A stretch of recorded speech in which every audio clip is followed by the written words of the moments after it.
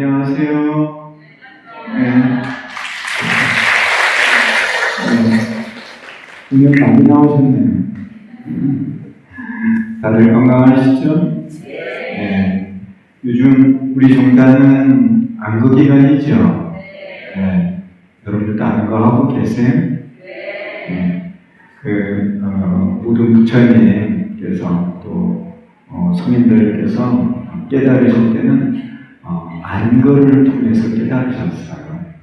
안거 수행이 참 중요합니다. 우리 종단에는 이제 하안거, 동안거, 그리고 이제 스님들은 따로 승려 안거를 하고 있죠. 이 안거가 우리 종단의 특색이라고도 말할 수 있고, 수행 종단으로서의 용어를 안거를 통해서 우리가 알 수 있다고 생각을 해요. 그래서 이 안거라는 것은 계율을 지키면서 수행을 하는 기간이에요. 그래서 이제 서문부처님 당시만 해도 어느 곳을 정해서 그곳에 모여서 스님들이 밖으로 나가지 않고 그곳 안에서 생활하면서 주야로 수행을 했던 것이에요. 이제 우리가 이제 사회생활을 하고 생활노력을 하니까 이렇게 생업에 종사하시면서도 밤에 사찰에 나와서 기도를 하는 그런 안거를 하고 있죠. 이제 안거에서 제일 중요한 거는 이제 제가 볼 때는 이제 지킬 것을 지키면서 계율을 지키면서 뭐냐면 마음자리가 편안하게 되는 거예요.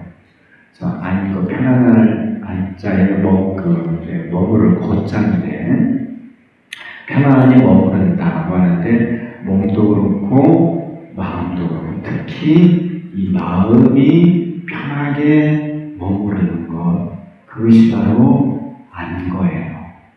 우리가 이제 사회생활을 하다 보면은 여러 가지 생각들이 일어나잖아요. 고민해야 될 것도 많고 살아가면서 뭐 해야 될 것도 많고 여러 가지 생각들이 있는데 안거 기간만이라도 그러한 생각들을 조금 접어두고 좀 내려놓고 수행에 집중한다는 거예요. 제 말씀 이해하시나요? 네. 살아가면서 많은 생각들이 있지만은 물론 급하지 않다는 건 아니지만은 그래도 이 안거 기간만은 그러한 생각들을 되도록 좀 한 곳에 놔두고 그건 좀 밀쳐보고 내가 마음을 좀 편안하게 해서 마음을 비워서 그 자리에서 관세음보살 부르는 수행을 한다 하는 겁니다. 그렇게 안거를 보내시면은 여러분들 이 한 생을 살아가는 게 가치 있고 보람이 있는 그러한 삶이 될 것이라고 생각을 해요. 저도 많이 바쁜데요. 안거에는 정말 좀 집중해서 해요. 이제 저 같은 경우만 해도 4달이잖아요. 하안거, 동안거, 승려안거. 그 1년 12개월 가운데 4달만이라도 집중해서 하겠다는 그런 생각을 하고 있거든요. 여러분들도 이 안거 기간이 정말 중요하다는 것을 알고 안거를 잘 실천하시기를 바라고, 이 안거는 이제 다 편안하게 하는 거지만 무엇보다도 마음을 편안하게 해서 집중해서 수행을 한다는 것, 그것을 꼭 기억을 하고 실천을 해주셨으면 합니다. 밖에 코로나 때문에 시끄럽고 경제가 어렵고 그런 일들이 많이 있지만은 그런 것을 일단 내려놓고 수행에 집중하라 하는 것입니다. 그래서 안거 기간에는 큰 스님께서 이렇게 안거 일절을 하시면은 청명을 하세요. 그래서 이제 공부로 치면은 집중적으로 공부하는 기간이고, 이 시기에는 공부를 시켜주는 그런 분들이 많이 오시는 거예요. 그러니까 공부를 시켜주는 분이 누군지 아시죠? 네, 신자님들이 많이 와서 관세음보살 부르면은 공부를 시켜준다는 거예요. 그래서 이 안거 기간에는 뭘 조심해야 되느냐면 특히 말하는 것을 조심해야 돼요. 이해하시나요? 네, 말을 아주 삼가하고 되도록이면 수행에 집중을 하는 겁니다. 설교를 잘 보내셨으면 하는 그런 바람 때문에 요즘 더군다나 좀 많이 재산이 좀 혼란스럽다고나 할까, 세상이 더 그럴수록 우리는 더 마음을 편안하게 또 강하게 가지고 가야 하기 때문에 그렇습니다. 자, 오늘 또 비유품의 그 비설 화택 삼거의 비유에 대해서 공부를 하려고 하겠습니다. 지난 시간에는 사리굴에 대한 구체적인 수기에 대한 말씀을 드렸어요. 그래서 수기에서 여러 가지가 있지만 10가지 수기 내용이 있었는데 그 가운데 우리가 명심하고 알아야 될 게 인행이라는 거예요. 인행, 부처가 되기 위해서 해야 되는 그 수행 3가지. 그것이 부처님께 공양을 올리고 정법을 받들어 지니면서 보살도를 부족하는 것, 이 3가지가 부처되는 가장 중요한 방법이라는 것을 다시 한번 여러분들께 말씀드립니다. 부처님께 공양을 올리고 정법을 만들어 지니며 보살도를 부족한다는 것 잘 아셨죠? 네, 이거를 꼭 실천을 해야 합니다. 그것이 부처되는 방법입니다. 자, 제 교재의 66쪽의 내용을 오늘 공부를 할 것입니다. 비설의 정설, 비설은 화택 삼거의 비유예요. 법화경의 비유를 대표한다고 할 정도로 이 비유는 너무너무 유명한 그런 비유지요. 사리굴은 개상년일에 대한 명예를 하고 나서 부처님으로부터 인가를 얻고 수계를 받았다. 사리굴이 일승을 이해했기 때문에 부처님께서 그것을 인가를 하시고 수기를 주셨던 것이죠. 그래서 사리굴은 이제 더 이상 의심이 없다. 그러나 그 자리에 있던 다른 1200의 아라는 의혹에 빠졌다. 이 일불승, 법화경 그 방편문에서 일불승에 대한 말씀을 부처님께서 하셨는데 그것을 사리굴만 이해를 했어요. 다른 제자들은 이해를 못한 거예요. 그러니까 의혹에 빠져 있었던 거죠. 이들은 부처님의 가르침을 받아서 생로병사의 고통을 벗어나서 구경의 열반을 얻은 것으로 알고 있었다. 이게 무슨 내용이냐면 사리굴 이외의 다른 제자들은 육도의 생사, 육도는 이제 지옥 아닌 축생, 아수라, 인간, 천상이네요. 이 육도의 생사를 벗어나면은 더 이상 생사가 없다고 알고 있었던 거예요. 다른 제자들은 육도, 천상을 벗어나면은 이제 모든 생사를 벗어났다고 알고 있었는데 부처님께서는 천상 밖에도 생사가 있다는 거예요. 그래서 천상 밖에 있는 그 생사마저도 벗어나야 완전한 생사를 벗어난다는 거예요. 저를 보고 계시죠? 생사, 태어나고 죽음이에요. 태어나고 죽음이 반복되는 게 중생이거든요. 태어나고 죽음은 그 자체가 고통이야. 근데 이제 천상 세계를 벗어나면은 모든 고통이 다 벗어난 것으로 생각을 했는데 그렇지가 않다는 거예요. 천상 세계를 벗어나서 3계박, 육계세계, 무세계, 3계박, 육도의 밖의 세계도 또 생사가 있다는 거예요. 그래서 육도 밖의 생사를 개외의 생사래요. 3계 밖의 생사라고도 하고 또 육도 밖의 생사를 변역 생사라고도 해요. 변역. 3계 안에서의 생사는 분단 생사라고 해요. 3계 밖에 성문이나 영각 또 그 보살 이들이 겪는 생사를 변역 생사라고 해요. 육도를 벗어났어도 부처님이 되기 전까지는 생로병사의 고통이 있다는 거예요. 그래서 육도 밖에 부처님 되기 전 단계의 생사를 변역 생사라고 하는 거예요. 근데 이제 사리굴 이외의 다른 제자들은 아라한들은 육도 밖을 벗어날 수 있는 그런 깨달음을 얻었어요. 그래서 육도 밖을 벗어나면 이제 더 이상 생사가 없다는 것으로 알고 있었는데 부처님께서는 육도 밖에도 생사가 있고 그것마저도 벗어나야 진정한 부처가 된다고 하는 그런 말씀을 하신 거예요. 일불승을 닦아야만 그 육도 밖의 생사를 벗어날 수가 있는 거예요. 삼승을 가지고는 그걸 다 벗어나기가 어려운 거야. 일불승난이 변역생사마저도 모든 생로병사를 다 벗어날 수가 있는 거예요. 일불승난이.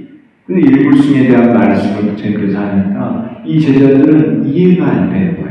이 제자들은 성문승을 닦아서 견사옥을 깨고 육도 밖을 분단 생사를 벗어났어요. 그런 열반을 얻었어요. 그런데 부처님께서는 그 분단 생사 말고 변역 생사가 있고 그걸 벗어나기 위해서는 일불승을 닦아야 된다고 말씀을 하시니까 이 제자들이 이해를 못하는 거예요. 의혹에 빠진 거예요. 자, 육도를 벗어나기 위해서는 공의 진리를 깨달은 육도를 벗어나요. 공. 그런데 우리 종기는 진리가 뭐로 되어 있죠? 우리 종기 동그라미 3개가 있죠? 공과 중이라고 했죠? 여러분 저 보이세요? 저도 여러분들을 보고 싶은데 거리두기 때문에 공과 중이 이렇게 표시가 되어 있어요. 그러니까 중도를 깨달아야 된다는 우리 종기가 말하는 거는. 근데 이들 여기 성문들은 공을 깨달았어요. 공을 깨달아서 육도 생사를 벗어날 수 있어요. 이제. 그런데 부처님께서는 여기서 공과 중도를 깨달아서 변역생사마저도 벗어나야 된다는 것을 말씀을 하시니까 이들이 이해를 못했던 거예요. 공만을 이해를 해서 육도 생사만을 벗어나야 된다고 그것만을 알고 있던 제자들은 육도 밖에 또 다른 생사가 있다고 하니까 그걸 이해하지 못해서 이렇게 의혹에 빠졌던 거예요. 성들이. 의혹의 내용을 다시 한번 말씀을 드립니다. 이들은 부처님의 가르침을 받아서 이 가르침이 이제 성문승의 가르침이에요. 이걸 받아서 생로병사의 고통을 벗어나서 구경의 열반을 얻은 것으로 알고 있었다. 그런데 지금 이전에 듣지 못하던 것을 듣게 되고 의혹이 일어난 것이다. 이전에 듣지 못하던 것, 이게 바로 일불승이에요. 그전에는 성문승에 관한 말씀을 부처님께서 이들 아라한들에게 한 거거든요. 그런데 이 법화경에 와서 이제 일불승에 대한 말씀을 하시니까 이들이 그걸 못 알아듣고 의혹을 일으키는 거예요. 사리불은 이들 아라한을 위하여 부처님께 설법을 청하였다. 그래서 이 사리불이 청하는 내용은 뭐냐면 일불승에 대한 내용이고 부처님께서는 그 청을 받아들여서 일불승에 대해서 비유로서 표현을 하시는 거예요. 자, 사리불의 그 청의 내용을 원문을 이렇게 번역을 해놨습니다. 세존이시여, 저는 지금 더 이상 의혹과 후회가 없습니다. 왜냐하면 일불승을 이제 알았기 때문에 모든 생사를 벗어날 수 있는 법을 사리불은 아는 거예요. 그러니까 이게 의혹과 후회가 없는 것이죠. 부처님의 앞에서 직접 무상보리의 수기를 받았습니다. 이를 1200의 마음이 자제한 자들은 예전에 학지에 머물러 있었습니다. 이 학지는 이제 배우는 자리인데 견사옥을 깨달아가는, 그러니까 견사옥을 깨는 공의 진리를 깨달아가는 단계가 학지예요. 이들은 결국 공을 배우는 거예요. 공을. 그런 자리에 머물러 있었다는 거죠. 그러니까 중도를 몰라요. 공밖에 모르는 거예요.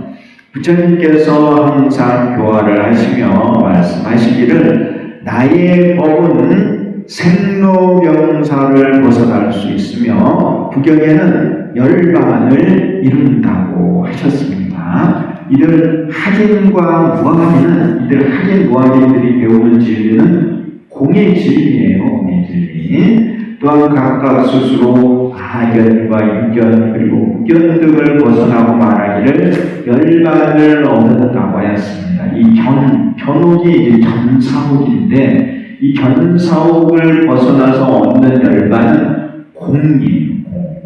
견사옥을 깨는 법을 공이라고 말을 해요. 공을 깨달으면 견성을 깨는 거예요. 그 공을 얻었다고 말을 했다는 겁니다. 그러나 지금 세존의 앞에서 이전에 듣지 못하던 것을 듣고 모두 의혹에 빠졌습니다. 이 법화경에서 부처님께서는 뭐냐면은 공뿐만이 아니라 공과 중도를 깨달아야 된다고 말씀하신 거예요. 공만을 배워왔는 사람들에게 너희들 중도를 배워야 된다고 말씀을 하시니까 이 아라한들이 그 말씀을 이해를 못하는 거예요. 그래서 의혹에 빠졌다는 거예요. 훌륭하신 세존이시여 원하건대 사주를 위하여 그 인연을 설해 주시고 의혹과 후회를 없애 주소서. 그래서 이 중도에 대한 그 의혹 이것을 없애달라고 사람이 부처님께 청을 하는 것입니다. 제 말씀을 듣고 계시죠? 네. 결국은 우리가 이 모든 것들을 불교는 진리를 기반으로 해서 가르침을 펴시는 거예요. 이 아라한들은 공의 진리는 알아요. 공의 진리는 아는데 중도의 진리를 모르는 거예요. 가나 중도를 모르는 거예요. 그래서 이 중도를 깨달아야만 모든 생로병사에서 벗어나는데 중도를 모르는 거예요. 거기에 대한 의혹이 있어요. 그래서 사리불은 그걸 알게 된 거예요. 중도의 진리를 깨달아야 모든 생로로 병사로부터 벗어날 수 있다는 걸 알았기 때문에 사리불이 중도에 대한 그 가르침, 그것을 다른 아라한들에게도 가르쳐 주십시오 하고 부처님께 청을 드리는 것입니다. 그래서 이 중도를 깨닫기 위해서는 일불승을 바꿔야 돼요. 성문승은 공밖에 못 깨달아. 성문승은 영각승은 그래요. 보살승은 가를 깨닫고 일불승만이 중도를 깨달을 수 있어요. 그래서 이 일불승에 대한 것을 다시 한번 설해달라고 부처님께 청을 하는 것입니다. 67쪽의 교재를 보시면은 예전에는 성문승, 영각승, 보살승의 상승이 부경이라고 설하셨는데 지금은 일불승이 진실이라고 설하셨으므로 모순이 생겨서 의혹에 빠졌다. 그런데요, 성문승, 영각승, 보살승은 잠시 타고 버리는 방편이에요. 방편은 변화하는 거예요. 방편은 쓰고 버리는 변화를 하는 것이고 진실은 변화하지 않는 구경의 것이에요. 일불승이 진실이에요. 일불승. 이전에는 상승, 성문승, 영각승, 보살승, 상승이 구경이라고 말씀하신 거예요. 너희들이 상승을 배워야 된다 이렇게 말씀하셨는데 법화경에 와서는 상승이 구경이 아니고 그건 방편이고 일불승이 진실이다. 일승으로 가야 된다. 이렇게 말씀을 하셨으니까 제자들이 의혹이 생겨났다는 거예요. 전에는 삼승을 설하시고 지금은 일승을 설하시는 인연에 대해 설해 주실 것을 정하였다. 이와 같이 부처님께서 부처님께 사리불이 청하였으며 이것은 삼승을 열어서 일승을 드러내는 개삼년일에 대해 다시 설해 주실 것을 정한 것이다. 그래서 사리불이 동료 또한 제자들을 위해서 부처님께 일불승에 대해서 다시 한번 설해 주십시오 하고 청을 올린 것이죠. 그래서 그러한 청을 받고 부처님께서 화택상거에 비유로서 일불승에 대해서 말씀하신 겁니다. 그게 바로 이제 이 비유의 내용이죠. 비유의 내용입니다. 그래서 이제 비설 사리불의 청에 대해 부처님께서 다음과 같이 말씀하셨다. 그래서 68쪽으로 넘어가 보시죠. 이 화택상거의 비유를 말씀하시는 배경을 여러분들이 알으셔야 되고 알고 계셔야 됩니다.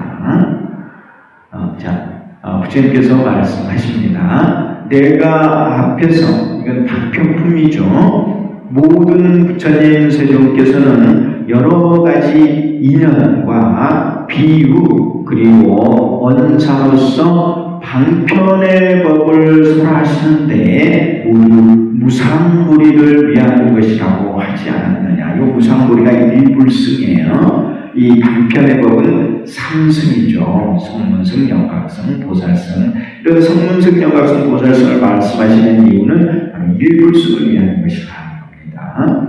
이와 같이 설하는 모든 것은 다 보살을 가르치기 위한 것입니다. 그래서 일불승도 결국은 보살이 다는 것이에요. 여러분들도 보살이 돼야 돼요. 사리불에게 수리를 줄 때도 부처님께서 많은 부처님께 공양을 올리고 정법을 만들어 지니면서 무엇을 부족하라고 하셨죠? 보살도를 부족하라고 하셨어요. 사리불에게 보살도를 닦아야 된다는, 보살도를 닦아야만, 일불승 보살도를 닦아야만 부처가 되기 때문에 그렇습니다. 그렇지만 사리불아, 지금 마땅히 다시 비유로서 이러한 뜻을 다시 밝히고자 하느니라. 모든 지혜가 있는 자는 비유에 의해 이해를 할 것입니다. 그래서 이 일불승에 대한 부처님의 말씀은 비록 비유로서 말씀을 하신다고 하더라도 그것은 지혜가 있는 자가 이해를 할 것이라는 거예요. 여러분, 지혜가 있으신가요? 이때 뭐라고 대답해야 돼요?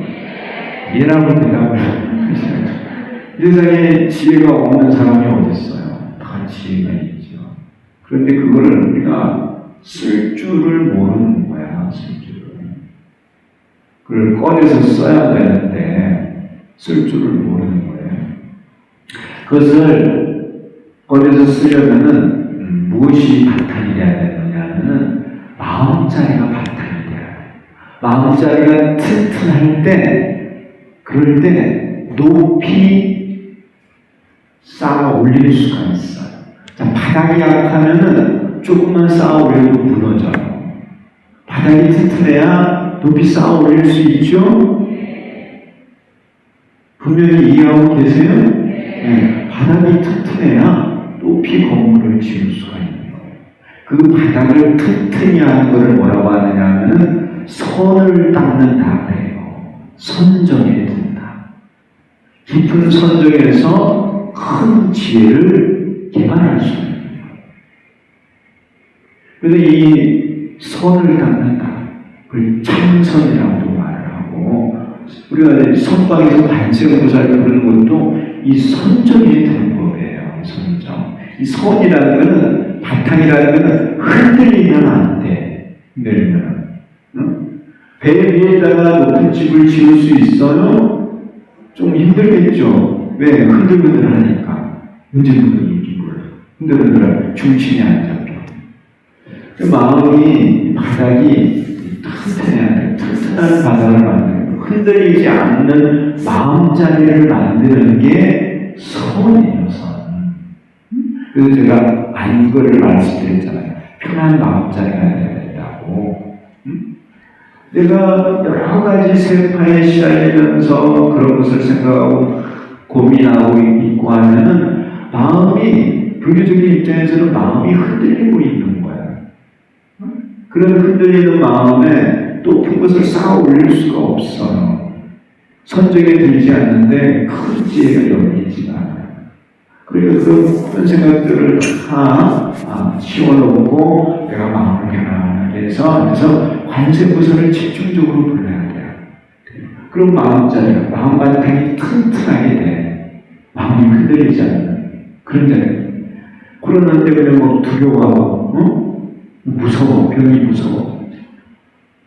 그리고 움직이지 못하고 늘 그런 거에 신경 쓰고. 그러면 언제 마음을 강하게 하고 튼튼하게 하고 흔들리지 않는 마음자리를 만들어요. 앉아서 수행할 때만이라도 그런 모든 생각들을 내려놓고 관세음보살 집중해서 하면은 그 튼튼한 마음자리에 큰 지혜가 열리는 것이라는 거예요. 이해하십니까? 그래서 안거에는 마음을 편안하게 하고 바로 수행에 집중을 해야 된다는 거예요. 그래서 이 관세음보살을 부르는 법도 선정을 이루는 법이다. 1차적으로 그 선정에서 지혜가 개발이 돼서 거기에서 힘이 나오는 거야. 힘이.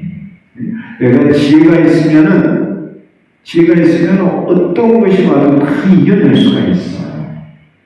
여러분들이 두려워하는 그 모든 것들을 전부 다 지혜로서 깰 수가 있는 거예요.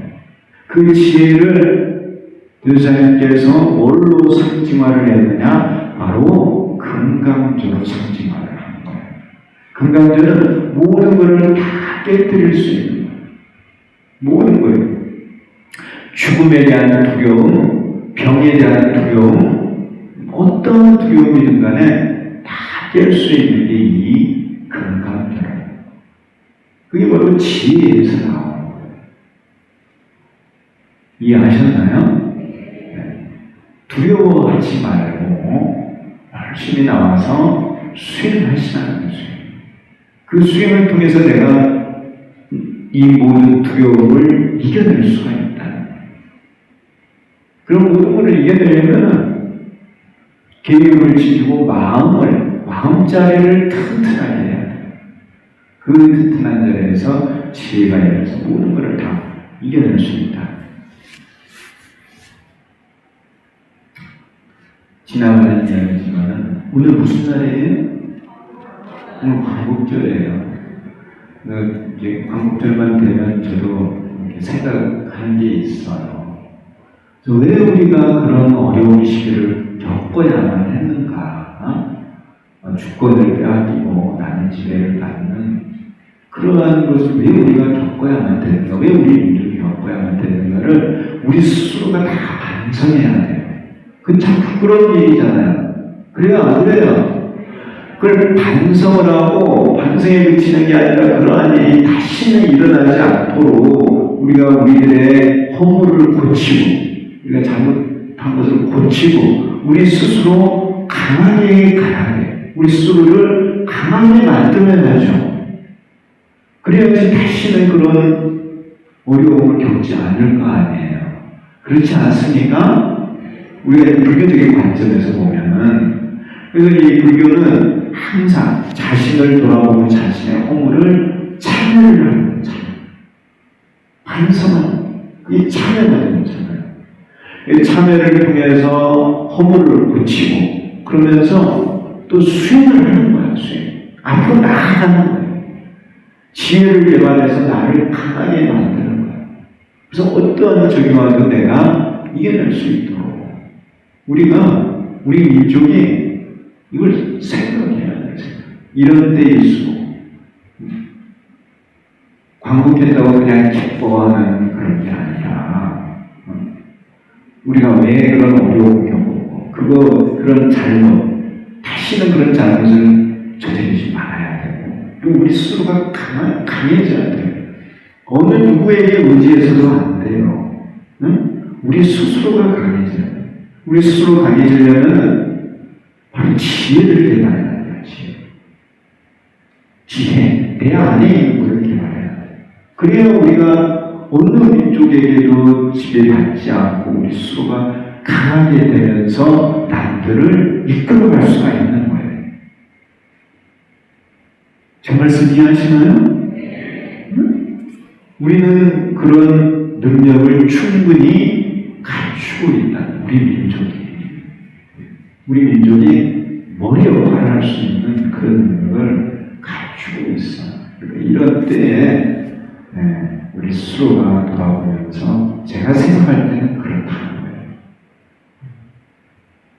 과거에 왜 그렇게 됐는지 스스로 반성하고 그리고 지혜를 개발해야 한다. 특히 당면의 과제가 뭐냐? 사실 우리는 빨리 통일해야 돼요. 여러분들도 너무너무 잘 알겠지만 분열이 되면 힘을 못 써. 화합해야만 거기에서 힘이 나오는 거죠. 너무너무 당연한 거 아니에요?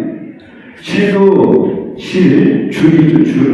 낱개로 이렇게 빼가지고 끓으면 금방 끓어져. 줄을 꼬아가지고 만들면은 얼마나 강해. 잘 안 끊어지잖아요. 그렇죠? 분열이 되면 약해져. 통일이 되고 화합하면은 거기에서 힘이 나오는 거예요. 약하면 금방 먹히는 거예요. 국제사회라는 게 그거. 강해야만 되는 거예요. 강하게 되려면 뭉쳐야 돼요.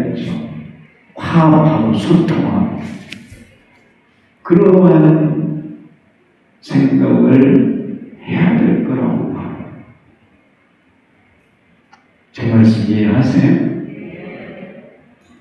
대한민국도 서로 화합하고 소통하고 빨리 또 남북이 통일이 돼서 또 화합하고 소통하고 그래서 강한 나라를 만들어 가야 돼요. 지나가는 이야기였습니다. 네. 공감하시나요? 이 지혜라는 말이 나와서 이렇게 말씀을 드렸습니다. 자, 모든 부처님께서는 방편을 열어서 진실을 드러내신다. 모든 부처님께서 방편을 쓰세요. 왜 방편을 쓰시죠? 왜 부처님께서는 방편을 쓰세요? 부처님께서 일불성을 가르쳐주고 싶어요. 그런데 중생들이 그 일불성을 처음부터 운전해 가지는 못해. 그렇게 하지를 못하는 거예요. 그러니까 중생들 근기에 맞춰서 부처님 마음이 아니라 중생들, 부처님께서 중생들의 마음을 보시고 그 마음에 맞춰서 가르침을 주시는 거예요. 그게 바로 방편이야. 중생들 마음에 맞춘 것이 아니에요. 부처님 마음에 맞춘 게 아니에요. 그 중생들 마음에 맞춰서 쓴 것을 방편이라고 하는 거예요. 그래서 방편을 열어서 이제 중생들이 그렇게 성숙하면 부처님의 말씀 충분히 받아들일 수 있으면 그때 이제 진실을 들어내신다. 이러한 내용을 제2방편문에서 이미 설하셨다. 그렇지만 아직 이해를 하지 못한 나라들이 있으므로 이들을 위해 다시 비유로서 설하시겠다는 뜻을 밝히셨다. 비유로서 설하시는 내용은 곧 개원현실이다. 개삼현일입니다. 부처님께서 화택상거의 말씀을 하셨지만 그 화택상거의 내용은 바로 개삼현일이라는 것이죠. 상하모니 부처님께서는 화택상거의 비유로서 개연에 대해 자세히 설하셨다. 됐습니까? 자, 화택이라는 게 불타는 집이에요. 상거라는 약을 먹고 수레인데 불타는 집, 불과 수레죠. 불이 있고 수레가 있어요. 자, 불이 의미하는 게 뭘까요? 불. 네? 불이 의미하는 게 뭐예요? 불은 좋은 거예요? 나쁜 거예요? 불이 나쁘다고 생각해요? 오늘 저녁 공양하고 오셨죠? 저녁 공양할 때 꼭 필요한 게 뭐가 필요해요? 열이 필요하죠?